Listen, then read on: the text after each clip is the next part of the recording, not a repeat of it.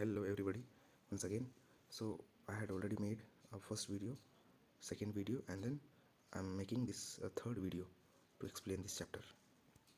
Okay, so this the name of the chapter is rural livelihood. The name of the chapter is rural livelihood, and this is important to understand. In the next last video we had discussed about the this primary sector, secondary sector, tertiary sector, means primary occupation, secondary occupation, and then uh, tertiary occupation little bit we had gone through. So today we'll see the explanation of this primary sector or primary occupation, secondary occupation, or tertiary occupation. Today we'll see the explanation. Also we had seen in detail about this National Rural Livelihood Mission. This is the first page of the chapter. Okay, now we'll see the second page of the chapter. Let's go to the second page fast. This is the second page of the chapter. Okay, so all these three ones are here already given. Three. From here we can understand all the things. So primary occupation we have, then secondary occupation we have, and tertiary occupation we have. Occupations. So this is also called primary sector. So you can say primary sector, secondary sector, and tertiary sector. It's easy to tell. Okay. Now, what is primary sector? Primary sector means a sector or an occupation which is connected to nature. Connected to nature. It is given here. You see, you can read it properly so that you can understand exactly. Activities related to natural resources like agriculture. Connected to natural resources. When we cultivate, how we cultivate? We use soil. For cultivation, soil is needed, air is needed, sunlight is needed. Sunlight is needed. So we are connected with the natural resources. Okay, so this is called primary sector. Also mining is primary sector. What is mining? Mining means digging out of minerals. Digging out of minerals from the ground. Example, coal. You can say coal or iron ores or different types of ores.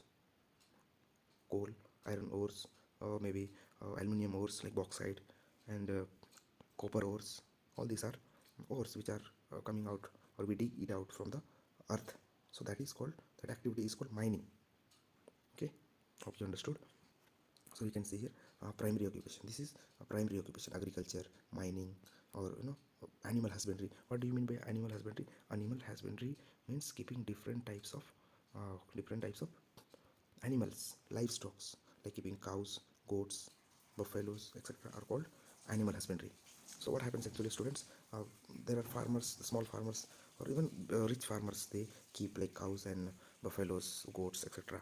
That is an extra income for them. And then what is secondary occupation? What do you mean by secondary occupation? Secondary occupations are the occupations which are related to primary occupations.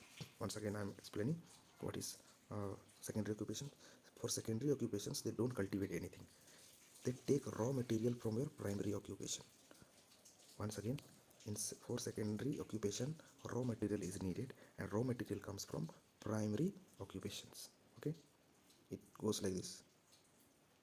It goes like this. Primary occupation gives raw material to secondary occupations. Okay, so we'll see the example. Suppose one example for secondary occupation. In primary occupation, we cultivate. Suppose we cultivated potatoes. Okay, and potatoes went to the factory. Potatoes went to the factory. In the factory, they washed it and cut it and made it lays or chips. We eat we like chips. They made it chips. So this is called secondary occupation. See, from primary occupation we took materials from primary occupation like farming. Potatoes are cultivated in the farm, and that farm potato went to the factory, and there we made chips, lays, or kurkures. So this kind of occupation where the raw material is taken from primary sector is called secondary sector. Or you can take the example of a wheat. We eat marigold biscuit or any type of biscuit. All the biscuits are used. How they are made? Biscuits mostly maida or atta, flour, wheat flour. Wheat comes from where? How maida is made? All made from wheat, gehu. So all this comes from where? Primary occupation. Primary occupation is agriculture, and then we use it where? In the secondary sector. We make biscuits and we sell it in the market. So raw material came from where? Primary sector, went to the secondary sector. Okay, and next, what is tertiary sector? No, tertiary sector. Tertiary sector means banking. Like this tertiary sector helps secondary sector and primary sector both. I'll give the example. Let's see the example. Like somebody is a farmer, he is farming something, and somebody is a factory owner, he is making biscuit. For both of them, banking is needed. Banking is needed to transact money. Suppose they want loan, no, they want loan. For loan, what to do? They have to go to the bank. The factory owner has to go to the bank. Okay, suppose even not taking loan, he's earning money, he has to keep money in the bank. So bank is providing service to secondary sector and primary sector both. That's why this is called service sector. That's why tertiary sector is also called service sector.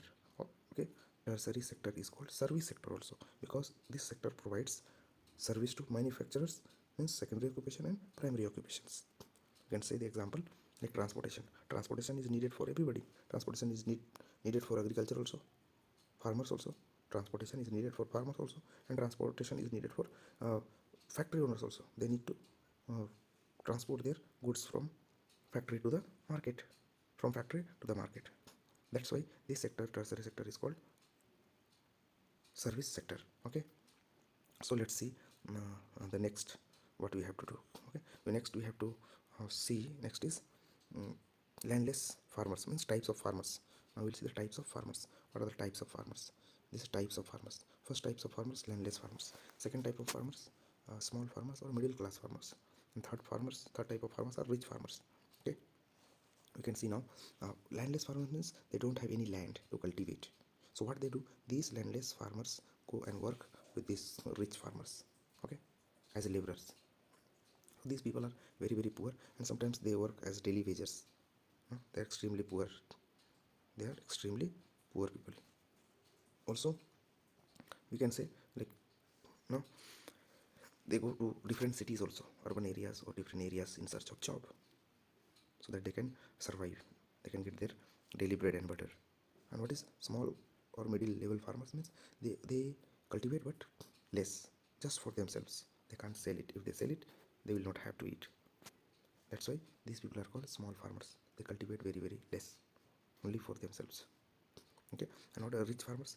Rich farmers are very very super rich people. Now rich farmers, they have a lot of land. That's why they cultivate a lot and sell and make a lot of money. Okay, so what is the difference between small or small level farmers and the rich farmers? So we'll see here. These small farmers don't use any modern technologies or modern tools. Small farmers don't use any modern tools like tractors, no? Or maybe uh, different types of manures or fertilizers, chemicals, medicines. They don't use. But rich farmers are very very rich. They use all the modern technologies and facilities, medicines and fertilizers to cultivate. That's why they get a lot of cultivation and they are rich. They own large plots, big lands.